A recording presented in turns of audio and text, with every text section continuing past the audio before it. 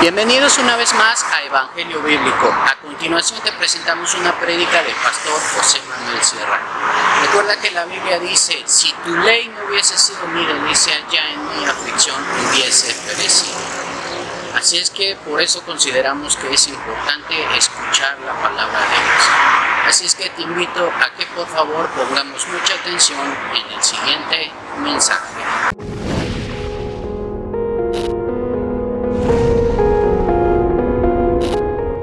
No fue fácil. Sin lugar a dudas, la vida del apóstol Pablo está marcada por sufrimientos, por persecuciones, por cárceles, en fin, por todo tipo de dificultades. Dice que a veces sufría por parte de los judíos, dice que a veces sufría por parte de falsos hermanos que se introducían en las congregaciones, dice para espiar la libertad que había entre los creyentes, a veces sufría por parte de gobernadores tiranos, en fin. La vida del apóstol Pablo realmente, hermanos, es digna de hacerle una película, digna de hacerle un homenaje, porque fue un hombre que desde prácticamente el primer momento que se convierte al Señor hasta que termina muriendo como mártir en la ciudad de Roma, en Italia, es un hombre que poco tiempo estuvo tranquilo en el sentido de que nadie se metía con él, nadie lo perseguía. Fue una vida muy difícil, fue un ministerio muy duro. Ahora, ya el Señor se lo había advertido. ¿Se acuerdan ustedes cuando él estaba ciego, recién caído de la cabalgadura en la que fuera? La Biblia dice que llegó a la casa donde estaba un tal Ananías, que era un discípulo del Señor fiel en la ciudad de Damasco, en Siria, y le dijo: hermano Pablo, vengo a orar por ti para que recobres la vista.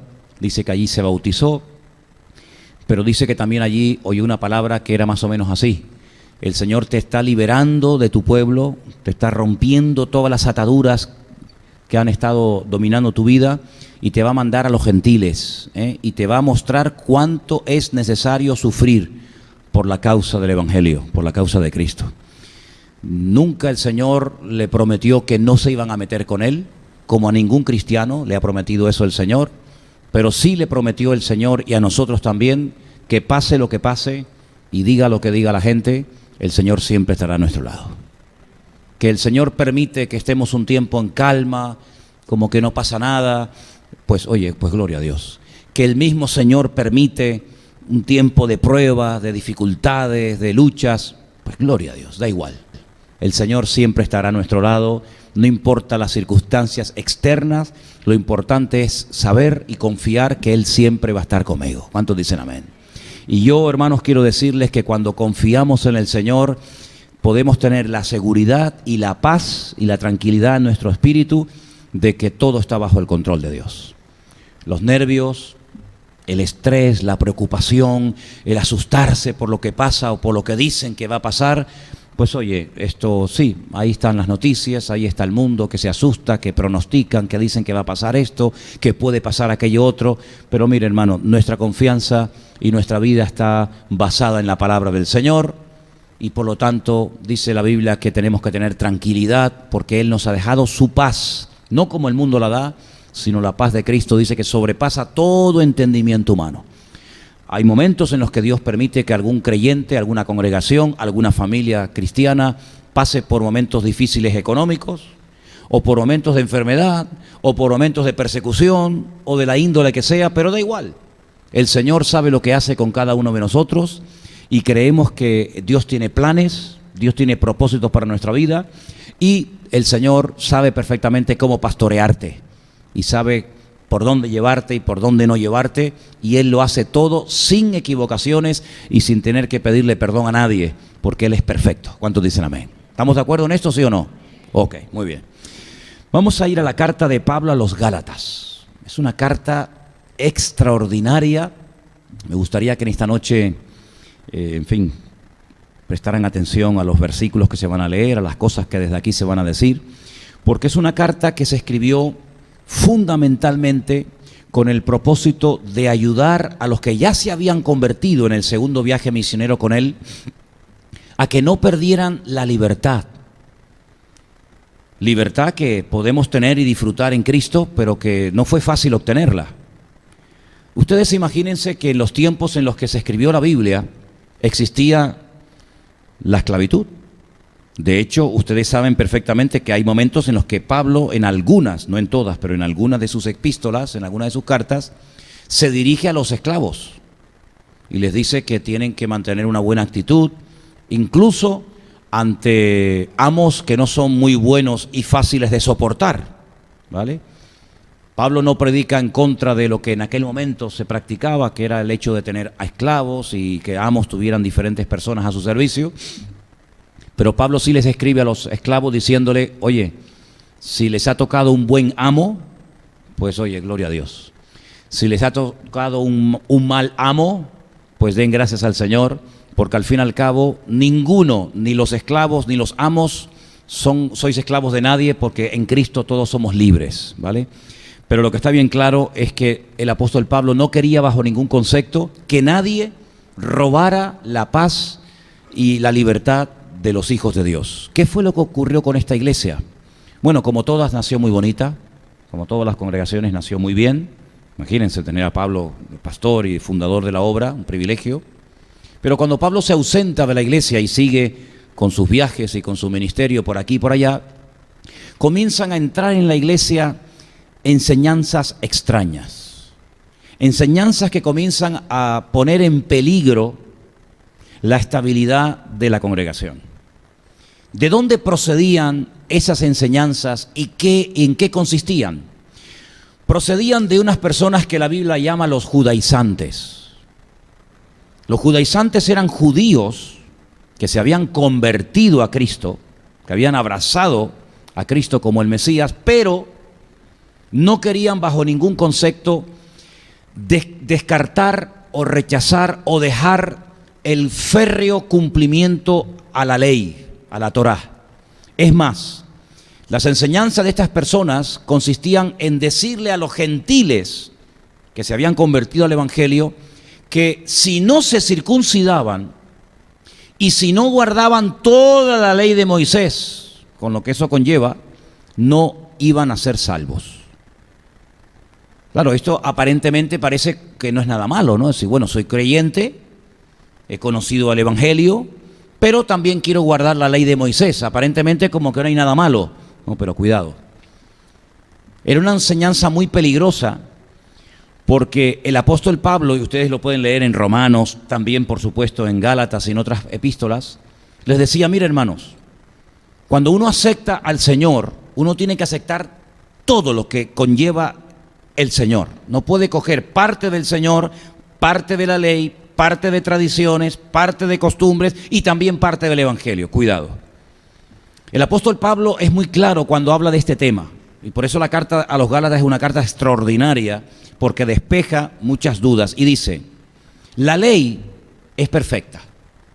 La ley del Señor, Salmo 19 dice, la ley del Señor es perfecta, que convierte al alma, hace sabio al sencillo, etcétera, etcétera. Es perfecta. Nosotros partimos de la base de que somos seres caídos. Ya la perfección que gozaba el ser humano en el inicio, eso se ha perdido. Se ha perdido. Ya no somos perfectos. Incluso fíjate lo que te voy a decir. Hay un versículo en la carta de los Hebreos que dice, y aunque era hijo, hablando del Señor, aunque era hijo, por lo que padeció, aprendió obediencia. Así que él también tuvo que aprender una serie de cosas, porque cuando se humana, cuando se hace carne y habita entre nosotros, pues tiene que asumir pues todas las responsabilidades de cualquier ser humano, ¿vale? Y él llegó a ser perfecto, pero ninguno de nosotros, mientras estemos en esta vida y en este cuerpo de carne y de barro, alcanzaremos la perfección, ninguno. Si alguno quiere creer que algún día llegarás a la perfección, pues oye, que el Señor te bendiga, pero yo categóricamente estoy convencido de que yo, mientras esté aquí en esta vida, yo no llegaré a la perfección. Tendré mis días mejores o peores, pero poder llegar a un punto de decir ya hemos llegado a la perfección, etcétera, lo veo muy complicado. No sé si usted comparte esta opinión, pero yo lo veo muy complicado. Por lo tanto, que el Señor nos dé a nosotros una ley que es perfecta para que yo como ser humano imperfecto intente cumplirla, malo. De hecho, cuando Pablo toca el tema de la perfección de la ley, él dice que sí, que la ley es perfecta, pero que ningún ser humano es justo y ningún ser humano va a ser justificado por el cumplimiento de la ley, por una sencilla razón, porque nadie puede cumplirla. Dice él, ¿entonces la ley es mala? Dice, no, la ley no es mala. Lo que pasa es que la ley tuvo un propósito. Esos 613 mandamientos de los cuales hemos hablado en más de una ocasión aquí en los cultos, son mandamientos que protegían al pueblo. Sabéis que estaban rodeados de pueblos paganos con costumbres y con tradiciones terroríficas. Entonces necesitaban un marco de protección para que ellos no terminaran hablando, pensando, actuando, viviendo y adorando lo que adoraban los demás pueblos. La ley era, en cierto sentido, como una especie de protección para la moral, para la vida del pueblo, pero ningún ser humano podía pretender cumplir con toda la ley. Prueba de ello que cuando se celebra el primer concilio en Jerusalén, Hechos capítulo 15, lo pueden leer tranquilamente después en casa, ante los judaizantes, algunos de los discípulos, incluido Pedro, se levantan y dicen, pero vamos a ver, ¿por qué tratamos de poner este yugo sobre el cuello, sobre la vida de estos hermanos recién convertidos, cuando ni nosotros, ni nuestros padres pudieron cumplir con todo esto? Vamos a agobiar a los recién convertidos con mandamientos y con leyes que son imposibles de cumplir, porque nosotros no tenemos la capacidad de poder cumplir con una ley perfecta, porque es la ley de Dios. Por lo tanto, el apóstol Pablo lo que intenta es despejar esta duda de decir, bueno, ¿qué hago? ¿Vivo según la ley? ¿Vivo solo según el Evangelio? ¿Qué hago? ¿Qué mandamientos cumplo? ¿Qué mandamientos no cumplo? ¿Con qué de la ley me puedo quedar? ¿Con qué de la ley tengo que desechar? Pablo dice, mire, no se compliquen la vida. Ya la vida es bastante complicada como para que nos la sigamos complicando más nosotros. El Evangelio es sinónimo de libertad. Ahora vamos a leer eso.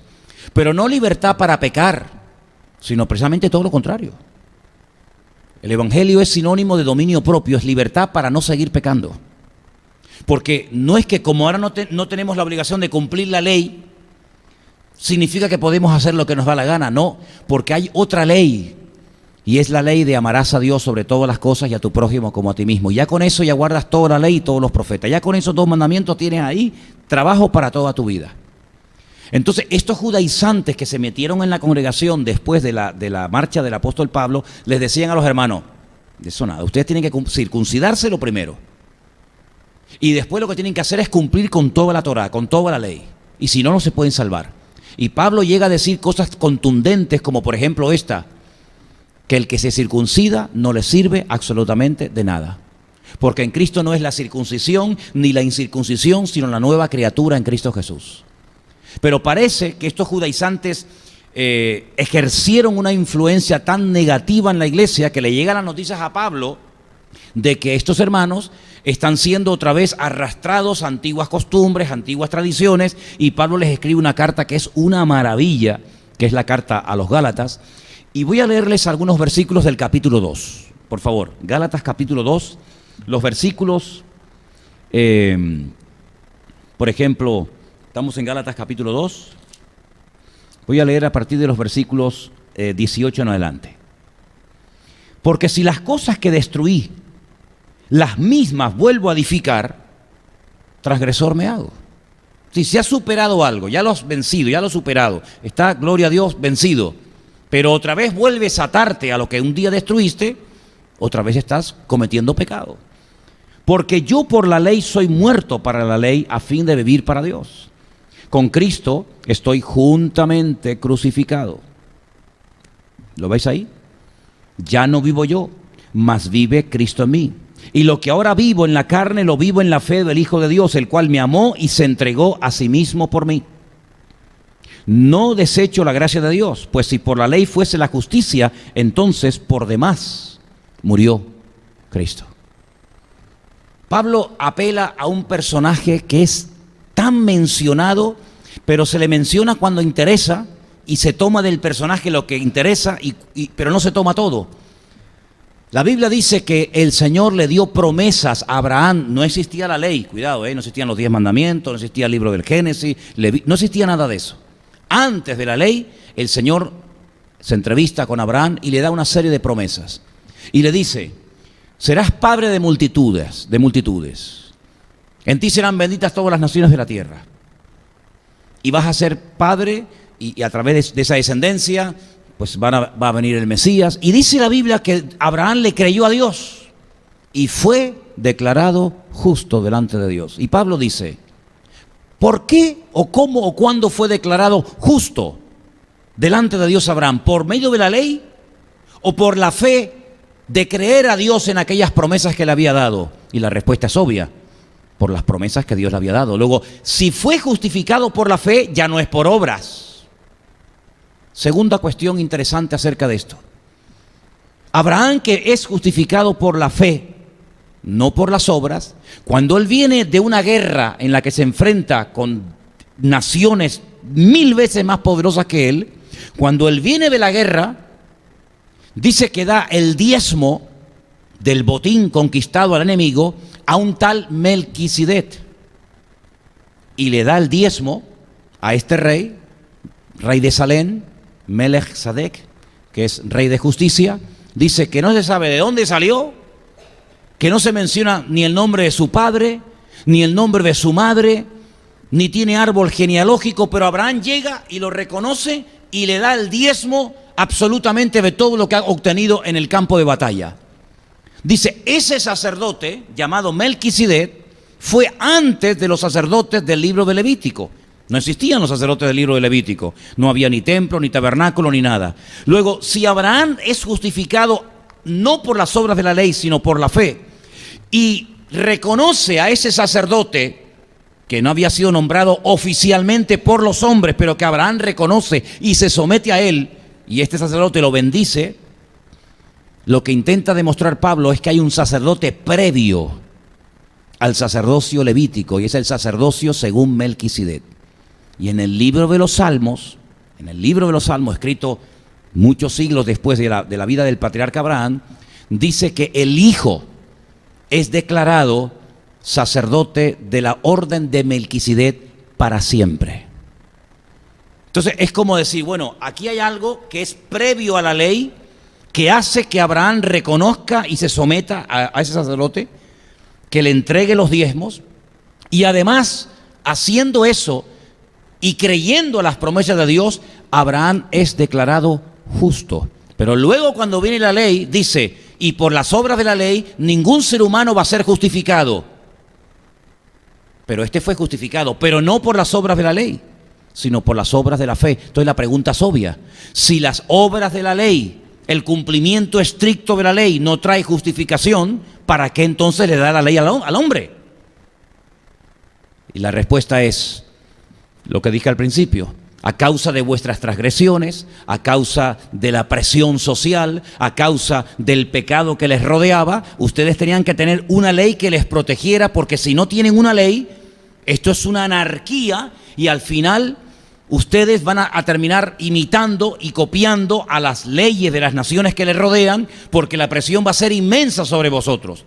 Pero lo que está bien claro es que el Señor justificó a un hombre sin necesidad de cumplir con ningún mandamiento, de la ley me refiero. Entonces todos estos argumentos Pablo se los presenta a los Gálatas diciendo, ¿no os dais cuenta que cuando viene el Señor Jesucristo, que no era de la tribu de Leví, por lo tanto no podía ser sacerdote según la tradición humana, pero él al mismo tiempo es sacerdote delante de Dios? Dice, ¿y quién avala, quién respalda el sacerdocio de Cristo? Dice, la orden de Melquisedec. Porque incluso se ha llegado a opinar y a creer que el mismísimo Señor Jesucristo era aquel rey de Salem que se presenta a Abraham cuando él viene de la conquista de aquellos reyes que venció en el desierto. Entonces Pablo utiliza un término hablando con esta congregación muy interesante. Les dice, lo que ocurre con ustedes cuando yo me ausenté de la iglesia y entraron estos judaizantes que les volvieron a seducir y les volvieron a engañar y les volvieron otra vez llevar a la esclavitud, porque la ley evidentemente es una esclavitud, porque la cumples o la cumples, pues les dice, yo lo que temo con vosotros es que Cristo no ha sido todavía formado en vuestras vidas. Ese es el término que Pablo utiliza, que es muy interesante. Porque Pablo dice, ¿cuánto daría yo volver otra vez a tener por amor a vosotros dolores de parto? ¿Y qué es lo que está tratando de decir Pablo? Pablo se compara a una madre que da a luz antes de tiempo. Y sale la criatura, pero por no haber estado el tiempo establecido por la naturaleza o por el Señor, que tiene que estar una criatura en el vientre de su madre, sí, nace el niño, pero no está totalmente formado. No tiene el peso adecuado. No se ha desarrollado 100% como persona, sino que es una persona que corre el riesgo, es una vida que corre el riesgo de morir en cualquier momento porque ha nacido antes de tiempo. Y Pablo utiliza esa metáfora, esa figura, diciendo: yo creo que ustedes, los Gálatas, todavía no hablan, todavía no piensan, todavía no reaccionan como un cristiano maduro, porque es como si ustedes hubieran nacido antes de tiempo. Y Pablo dice: me gustaría cambiar mi tono. Lo dice en Gálatas, pueden leerlo. Me gustaría cambiar el tono, la forma como les estoy hablando, pero llega un momento en el que les dice: vuelvo otra vez a sufrir dolores de parto por vosotros hasta que Cristo sea formado en vosotros. Es decir, tienen figura de creyentes, pero no tienen la formación todavía del creyente. Cuando nace un niño, aunque sea un niño de pocos meses, sí, tiene forma, tiene figura de ser humano, pero todavía no tiene lo que tiene que tener un ser humano bien formado, que no corre peligro de morir por haber nacido antes de tiempo. Hay un versículo en San Juan, se lo voy a leer rápidamente, un versículo que dice que cuando la mujer da a luz, tiene dolores, pero después es tan grande el gozo al ver que ha nacido un hombre. Y ahí tiene que ver un hombre ya bien formado, aunque sea de 9 meses, pero ya está bien formado, tanto por fuera como por dentro. No hay ningún peligro, porque aunque es pequeñito en cuanto a crecimiento, tiene absolutamente todo lo necesario para que este ser tan pequeñito y tan indefenso, ¿verdad?, se pueda convertir con el paso del tiempo en un ser humano totalmente normal como cualquier otro, ¿verdad? Entonces el apóstol Pablo dice que en el creyente se puede dar la paradoja de tener la forma, tener la figura externa de creyente, pero no significa que internamente esté lo suficientemente formado y maduro en el Señor como para poder reaccionar ante la presión de judaizantes o ante cualquier otro tipo de presión. Porque todos y cada uno de los hijos de Dios tenemos que aprender, y más en estos tiempos, hermanos, a trabajar bajo presión. Es muy fácil comportarnos como creyentes cuando la vida nos sonríe, cuando todo marcha según nuestros criterios, cuando todo sale según lo que yo quería que saliera. Pero hermano, en el momento en el que algo sale al revés de lo que yo creo que tenía que salir, ahí podemos perder la paz, nos ponemos nerviosos. Señor, ¿dónde estás? Señor, que no te veo. Señor, que me estás tratando malamente. Señor, que no sé qué. Y entonces el apóstol Pablo se da cuenta que lo que ha pasado con los creyentes es que no habían crecido, la figura de Cristo no había sido formada en su forma de ser, y por eso cuando vienen los judaizantes que le dicen: no, Pablo les enseñó que aceptando al Señor ustedes son salvos. No, que va. Ahora tienen que circuncidarse, ahora tienen que guardar toda la ley. Y cuando Pablo se entera de esto, les dice en el capítulo 5, versículo 1, léalo conmigo: hermanos, estad firmes en la libertad con que Cristo os hizo libres, y no estéis otra vez sujetos al yugo de la esclavitud. Más adelante en el versículo 13 le dice: porque vosotros, hermanos, a libertad fuisteis llamados, solamente que no uséis la libertad como ocasión para la carne, sino servíos por amor los unos a los otros. Y lo que les hacía antes mención está en el capítulo 4, si queréis verlo, versículo 19. Hijitos míos, por quienes vuelvo a sufrir dolores de parto hasta que Cristo sea formado en vosotros. Quisiera estar con vosotros ahora mismo para cambiar de tono, pues estoy perplejo en cuanto a vosotros. El capítulo 1 de la carta de Pablo a los Gálatas les dice: hermanos, miren, aunque un ángel del cielo se les apareciera mañana, un ángel del cielo, y les predicara algo completamente diferente, un evangelio distinto completamente al que ustedes oísteis de mí, no le hagáis caso, porque no hay varios evangelios, hay uno solo, y es el que yo les prediqué y el que ustedes creyeron y aceptaron. Entonces el apóstol Pablo dice que se ha producido una contaminación, digamos, de tipo espiritual en la iglesia de Galacia, porque le dieron lugar a personas, ¿verdad?, que lo que hacían era dar una interpretación muy personal de la verdad. Y eso es una cosa que va a ocurrir mucho en los últimos tiempos. Ministerios, denominaciones, movimientos, que van a dar una interpretación muy particular de algunas verdades. Incluso una de las cosas que en algunas congregaciones se suele dar a veces, gracias a Dios yo creo que aquí no, es el sobreénfasis, sobreenfatizar una doctrina por encima de otra. Por ejemplo, ¿qué es más importante? ¿Creer que el Señor Jesucristo vino y murió y resucitó y ascendió y volverá? ¿O creer en la importancia de poner en práctica el mandamiento de bautizarnos en agua en el nombre del Señor? ¿Qué es más importante? Pues las dos cosas, ¿sí o no? ¿Qué es más importante? ¿Creer que el Señor en un momento determinado me puede sanar, si Él lo permite, si Él lo quiere, de una enfermedad? ¿O creer que la Biblia ha sido inspirada por el Espíritu Santo? ¿Qué es más importante? Pues las dos cosas. Las dos cosas son importantes.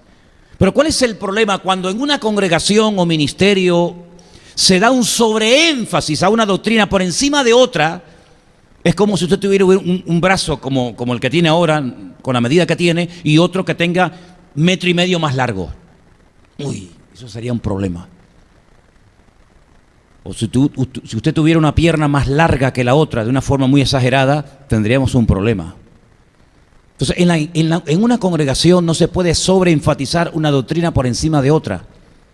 Por eso hay iglesias que le dan una importancia tan espectacular al hablar en lenguas, que el que no habla en lenguas casi como que no vale. Como que no vale. Hay iglesias que le dan una importancia impresionante a las profecías. Y el que no profetiza como que no es cristiano. Y hay otras iglesias que le dan una importancia excesiva, terrible, al tema de diezmos y ofrendas. Están todo el santo día, pide que te pide, y venga diezmos, y venga ofrenda. Hermano, todo es importante, todo tiene su momento, todo tiene su lugar. Pero cuando sobreenfatizamos una doctrina por encima de otras, estamos creando un desequilibrio en la congregación. ¿Es importante leer la Biblia? Sí, pero hermano, también es importante orar, No esté todo el día leyendo las 24 horas al día la Biblia y usted no ora nunca. O como creyentes que me he encontrado a lo largo de mi vida, creyentes que le dieron un énfasis tan impresionante al ayuno, que estaban todo el día ayunando, hermano. Y el ser humano no ha sido diseñado y creado por el Señor para estar 365 días al año ayunando. Hermano, que el Señor Jesucristo también comía, ¿sabe? Usted no ve a Cristo comer en la Biblia. Y no es ningún pecado, al contrario. Las mayores enseñanzas y predicaciones de Cristo muchas veces las daba en hogares, comiendo con personas. Incluso fijaros hasta qué punto lo llegaron a malinterpretar, que le llamaron comilón.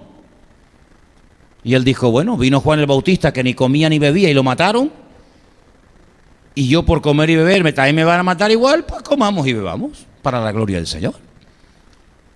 Es importante orar, sí, pero usted lee la Biblia. No, la verdad es que no leo nunca la Biblia. Entonces está creciendo desequilibradamente. Entonces el apóstol Pablo lo que intenta es poner coherencia, equilibrio en la iglesia. Y él, sobre todo, el tema principal de la carta de Pablo a los Gálatas es: hemos sido justificados por la fe, por la gracia en el Señor Jesús. Y esa salvación nos lleva a la libertad, pero no a un libertinaje, sino a un autocontrol. ¿Y cómo se tiene ese autocontrol? Porque ahora todos y cada uno de nosotros somos templos del Espíritu Santo de Dios, el cual mora en nosotros. ¿Cuántos dicen amén? Por eso, hermano, en cualquier lugar donde usted se encuentre, usted puede orar al Señor. Saben que cuando a veces hemos ido a Israel, lo hemos visto muchas veces, a veces en el aeropuerto o en alguna zona peatonal, o por muchas zonas de la ciudad, usted encuentra a veces a un rabino con una mesita, y en esa mesa usted se encuentra libritos de oración, se encuentra el manto de oración que los judíos usan para orar, el talit, se encuentra los tefilín, que son esas tiras de cuero que se amarran, ¿verdad?, en el brazo izquierdo, con esas cajitas con versículos y las que se ponen en la frente. Y entonces cuando alguien va por la calle y quiere orar, o cree que es el momento de hacer una oración especial y no lleva, como yo digo, todo el kit de oración, pues se acerca a una mesa de estas, este señor, este rabino le alquila el manto, le alquila el libro de oraciones, le alquila el talí, le alquila todo. Usted se pone allí en la calle, ora delante de todo el mundo, como dice el Señor, ¿no? ¿Verdad? ¿No dice el Señor eso? ¿Dice eso el Señor o no? No dice eso el Señor, ¿no? Pero lo hacen una vez que ya ha hecho la oración, le da la correspondiente ofrenda o donativo, lo que sea, a esta persona, coge y se marcha. Y yo digo una pregunta, ¿y si usted como cristiano está en una cárcel y no tiene una Biblia a mano, ¿podrá usted orar o no podrá orar?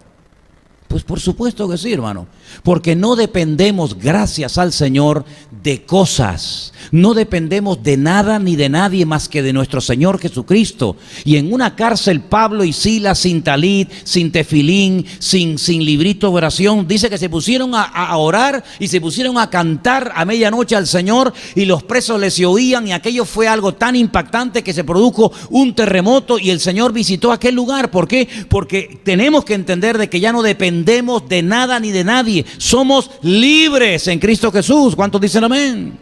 Libres de tradiciones. ¿Cuántas veces a veces la gente hace cosas porque es una tradición? Vaya usted por los pueblos de España y usted dice, una pregunta, ¿ustedes en este pueblo por qué, por ejemplo, una vez al año suben una cabra viva al campanario de la iglesia y la tiran abajo? No, esto es una tradición. Que esto es una tradición de hace 1000 años. Pero esto es una salvajada. No, pero es una tradición.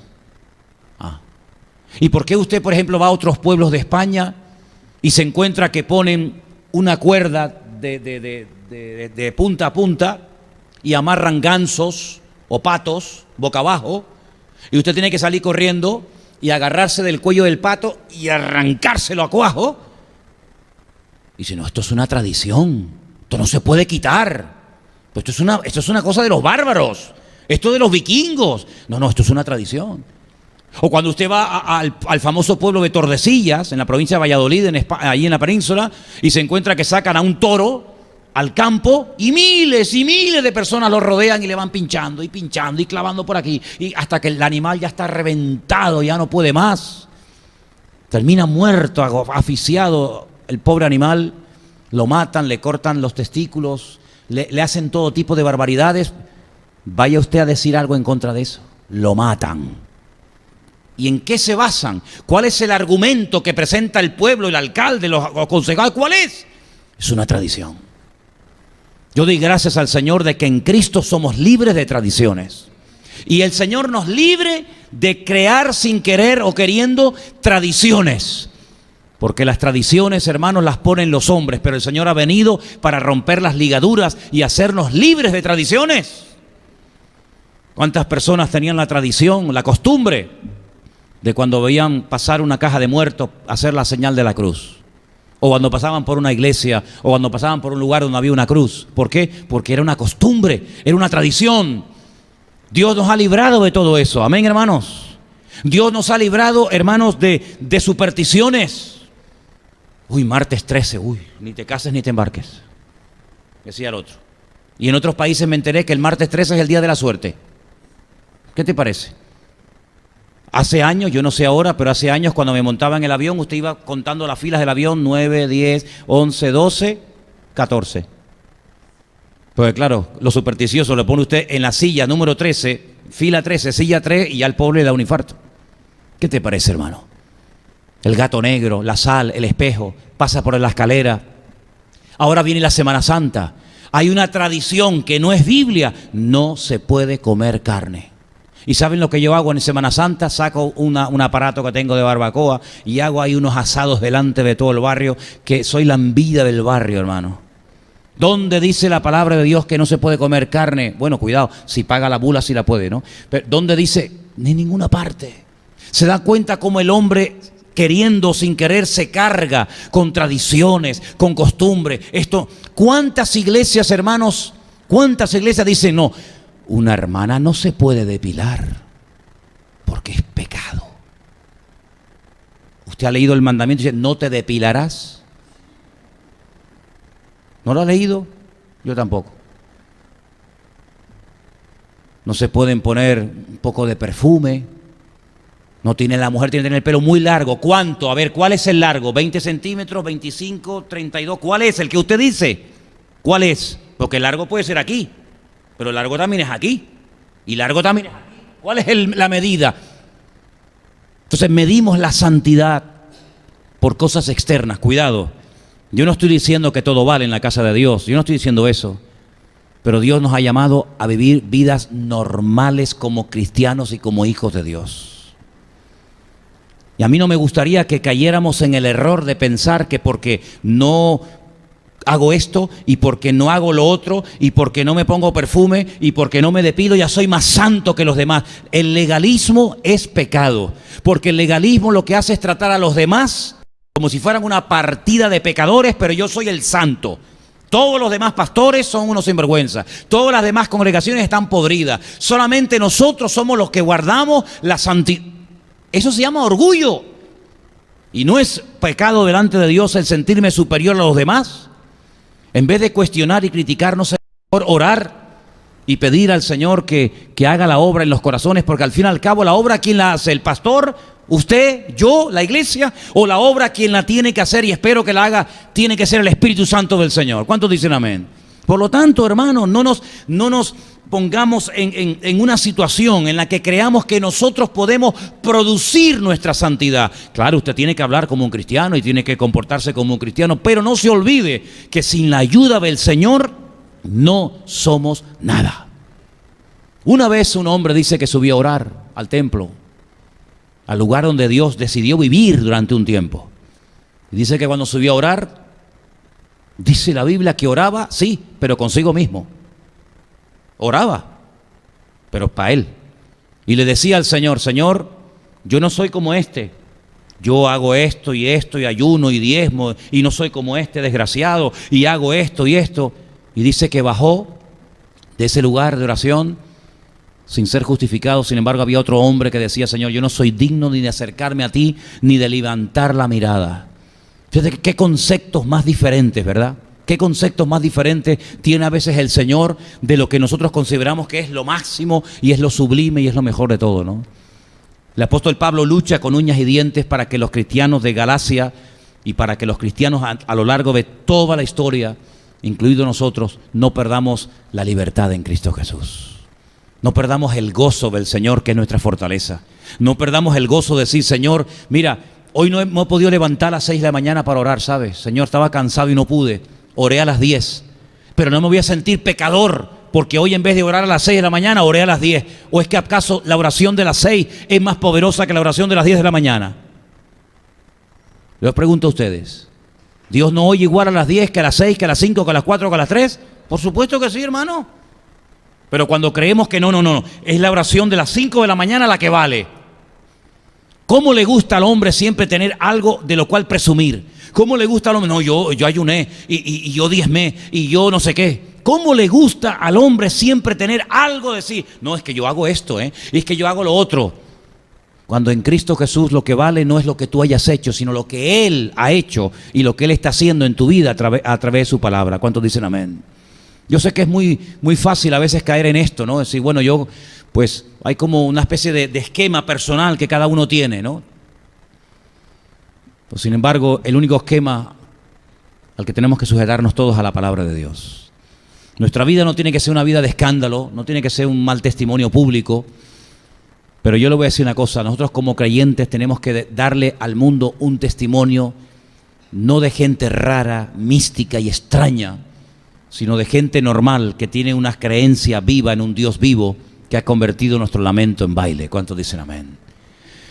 Cuando llegaban los emigrantes a Estados Unidos y entraban por ahí, por la bahía de Manhattan, veían esa enorme estatua que tiene 93 metros de altura, la famosa Estatua de la Libertad, que en el siglo XIX Francia le regaló a los Estados Unidos en señal de amistad, de amor y por los 100 años de la independencia, ¿verdad? Y la Estatua de la Libertad, si os fijáis, mira hacia el este, mira hacia Europa, ¿verdad? Porque la gente venía huyendo de la miseria, de la pobreza, de tantas cosas, y cuando llegaban allí se encontraban la Estatua de la Libertad. ¿Saben? La verdadera libertad es cuando conocemos a Cristo Jesús y cuando conocemos la verdad. Jesús dijo, conoceréis la verdad y la verdad os hará libres. La persona que se cree libre porque puede hacer todo lo que le da la gana y al fin y al cabo es un esclavo. El Señor dijo, el que comete pecado es esclavo del pecado que comete. Y el Señor Jesucristo dice que ha venido para que seamos libres y no seamos esclavos de nada ni de nadie. Si usted percibe, si tú notas, tú que te conoces a ti mismo mejor que nadie, si tú notas que en tu vida hay cosas que te roban la paz, cosas como que te tienen atrapado, no sé, complejos, recuerdos, historia, lo que sea, pídele al Señor que puedas interiorizar la verdad del Señor en todas y cada una de las áreas de tu vida. Porque el Señor quiere que usted viva en paz, duerma en paz, coma en paz y disfrute de la vida. ¿Cuántos dicen amén, hermanos? ¿Saben que hubo un tiempo en la historia de la iglesia en la que los cristianos decían que para poder vivir en santidad, para poder vivir alejado del mundo y del pecado, se encerraban en lugares, en cuevas, y hacían vida monástica y se iban a montañas y allí no tenían contacto con nadie? Ay, hermano, ¿sabe lo que dijo el apóstol Pablo? El pecado mora en mí. Aunque usted no salga nunca a la calle, el pecado, el engendro, la capacidad de pecar, la llevamos dentro. Ahora hay un pastor en África que se está haciendo muy famoso porque cuando va a predicar se pone en la espalda de una persona porque dice que si toca el suelo es del diablo, porque el mundo es del diablo, y el pobre Ujier lo tiene ahí cargado todo el rato porque dice que no puede tocar el suelo. Otros se subían a lo alto de una columna y se pegaban años, hasta 24 años se pegó uno encima de una columna porque no quería tener contacto con el mundo pecador. Y yo veo a mi Señor Jesucristo caminando por las calles.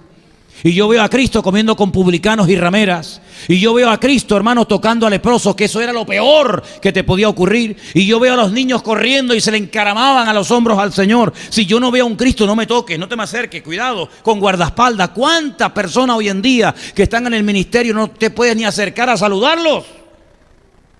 Porque dice, no toque al siervo, no toque al ungido del Señor. Me pasó a mí una vez en Argentina. Me llevé un pastor a ver a uno de los grandes.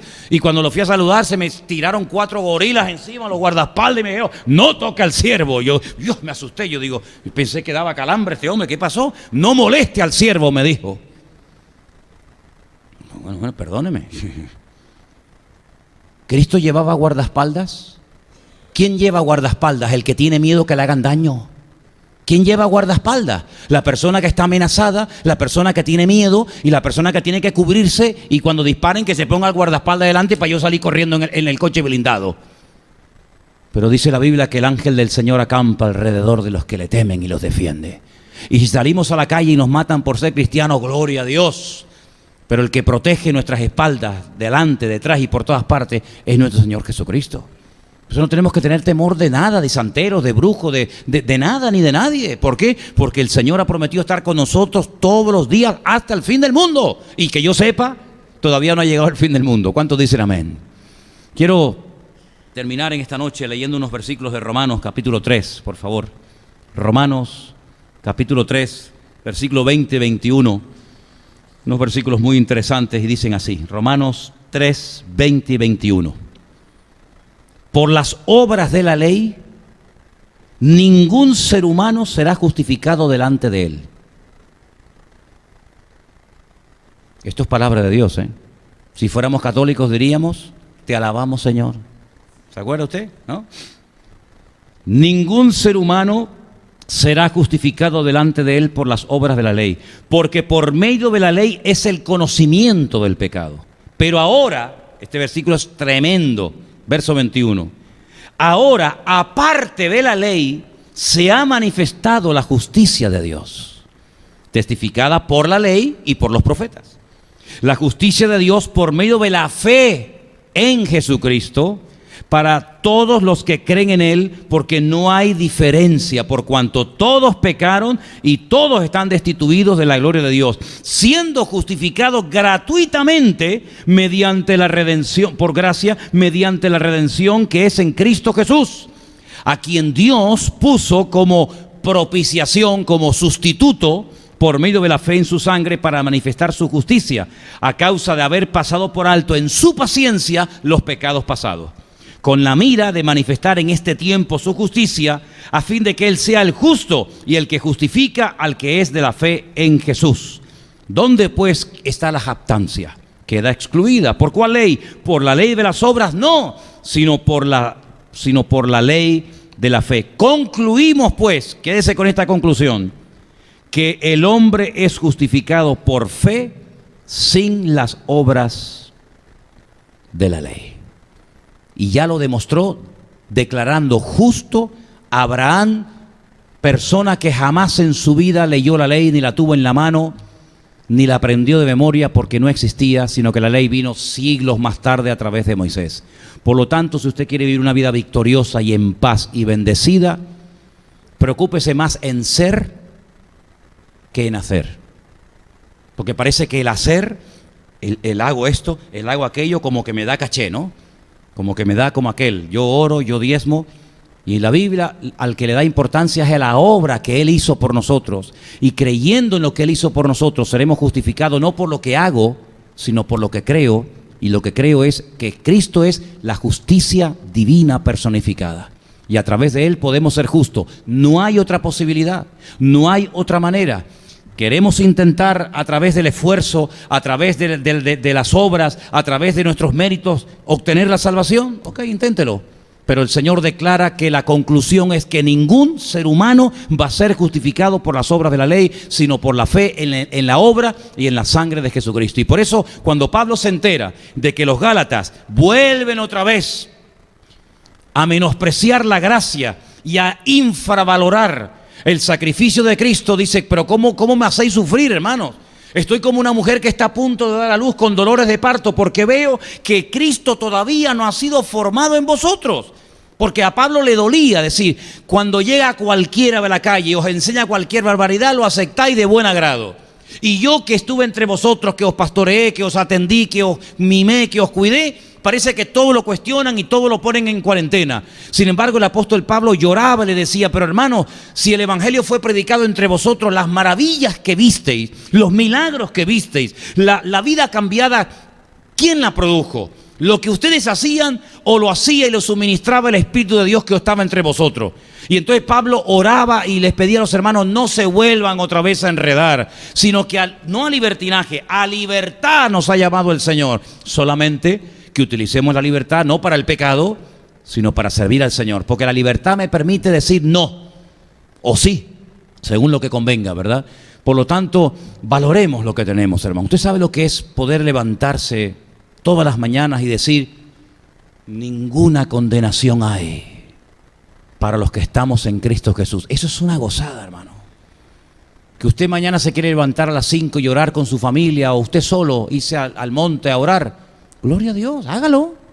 ¿Se siente bien haciéndolo? Hágalo, hermano, con toda libertad. Pero no se le ocurra criticar a los hermanos que, en vez de orar con usted a las 5 de la mañana, por lo que sea, oró a las 3 de la tarde. Porque es igual de hijo de Dios el que ora a las 3 como el que ora a las 5 de la mañana. Si usted tiene la capacidad de ayunar una semana, hágalo. Gloria a Dios, venga, ayune. Pero no se ría, ni critique, ni cuestione, ni menosprecie al hermano que dice, hermano, yo a las 2 del mediodía estoy que me caigo y no aguanto más. No estamos en esta vida para juzgar ni para criticar a nadie. Usted viva conforme a lo que el Señor le dicta a usted que tenga que hacer. Y que cada uno dará cuenta delante del Señor, es algo que tenemos que tener bien claro. Claro que tenemos que ser responsables, claro que tenemos que esforzarnos, por supuesto que sí. Yo creo que la vagancia no le agrada al Señor. Pero una cosa es la vagancia y otra cosa es que nos sintamos como obligados a que tengo que hacer eso ahora, porque si no lo hago me condeno. No, ninguna condenación hay, ya se lo he dicho. Ninguna condenación hay para los que estamos en Cristo Jesús, Señor nuestro. Señor, ¿tú no te limpias las manos antes de comer? Y tus discípulos hemos observado que comen y no se han lavado las manos. Y el Señor dice, un momentito. Ustedes le dan mucha importancia al ritual de lavarse las manos, pero les voy a decir una cosa, lo que contamina no es lo que entra, lo que contamina es lo que sale. Entonces le rompe los esquemas. Oiga, que es bueno lavarse las manos antes de comer, claro, ¿y quién está diciendo que no? Pero ¿y si se me cortó el agua ese día y no me las puedo lavar? ¿No voy a comer? ¿Me voy a sentir pecador? Además, ¿dónde dice la Biblia que antes de comer me tengo que lavar las manos o antes de orar? No lo dice, es sano. Es una señal de higiene, ¿cómo no? Pero si no lo hace, no se sienta pecador. En otras palabras, lo que intento enseñar, hermanos, esta tarde con ustedes, es que vivamos tranquilos, libres de agobios y de preocupaciones en el Señor. Hay gente que, ya no tanto, pero cuando venían muchos hermanos de otros países que se congregaban aquí con nosotros, lo primero que me preguntaban, Repito, ya eso no ha pasado, pero lo primero que me preguntaban muchos hermanos que venían de otros países era, hermano, ¿cuál es mi número? Me decían eso, ¿no? ¿Cuál es mi número? Yo no entendía nada, ya después ya entendí, ¿no? ¿Mi número de qué? Sino, hermanos, que yo de la iglesia de la que vengo, todos los miembros tenemos un número y en el sobre, cuando damos el diezmo, tenemos que poner el número para que después cuando se cuente la tesorería, la ofrenda y los diezmos, sepan cuánto dio la familia García, cuánto dio. Digo, no, pare el carro, hermanita, pare el carro. Los números se usan cuando usted va a comprar en la charcutería del Mercadona. O cuando usted juega al fútbol le ponen un número aquí. En la iglesia no usamos números. Si usted diezma o no diezma, a mí no me interesa. Eso es problema suyo con el Señor. Que un cristiano tiene que ser generoso y por supuesto, yo no estoy diciendo que no. Pero ¿para qué quiero saber yo, hermana? Les decía, ¿para qué quiero saber yo lo que usted ha metido dentro del sobrecito? A mí qué me importa lo que usted ha metido en el sobrecito, si ha metido en un euro o ha metido 20.000 euros. A mí no me interesa eso. Eso es una cuestión de su relación de madurez delante del Señor. Así que en esta iglesia no usamos números. Aquí hacemos las cosas anónimamente. Porque el que tiene que saber lo que he hecho y por qué lo he hecho es el Señor. Así que aquí trabajamos así. Y se quedaban sorprendidos aquellos hermanos en aquella época, ¿verdad? Hablo hace años atrás, cuando decían, ay, pero no hay ese control. No, mi hermano, somos libres en Cristo Jesús. Y si usted no quiere hacer algo, la bendición se la va a perder usted. Así que por lo tanto, vivan en paz, hermanos. Disfruten, como yo les digo, de la vida, porque el Señor nos ha llamado a vivir en paz con Él y a vivir en paz con todos nuestros hermanos. ¿Cuántos dicen amén? Cierre tus ojos, por favor. Vamos a orar al Señor. Y hermano, pídale al Señor, Señor, enséñame a vivir en libertad. En la libertad gloriosa, dicho sea de paso, de los hijos de Dios. La libertad de poder dormir, vivir, comer, hablar en paz. Porque la sangre de Cristo me ha limpiado de todo pecado y soy libre. Y mayor es el que está en mí que el que viene contra mí. Aleluya. Señor, te damos gracias porque a través de la sangre de Cristo, el Evangelio nos ha hecho libres. Por gracia somos salvos, no por medio de las obras, para que nadie se pueda gloriar y pararse delante de ti a presumir de nada. Te doy gracias porque la obra de Cristo es completa, me ha liberado de todo prejuicio, me ha liberado de ataduras, ha roto temores, prejuicios, tradiciones. Gracias, Señor, porque en esta noche podemos alabarte y podemos adorarte desde la más profunda libertad en Cristo Jesús nuestro Señor. Te pido, Señor, que en cada uno de nosotros, en la mente, en el alma, en el corazón, en todas y cada una de las áreas de nuestra vida, haya esa libertad de la cual tú hablas en tu palabra y queremos vivir y disfrutar de esa libertad, Señor. Bendice a todos y cada uno de los hermanos aquí presentes. Bendice a todos los que posteriormente verán o escucharán estos cultos.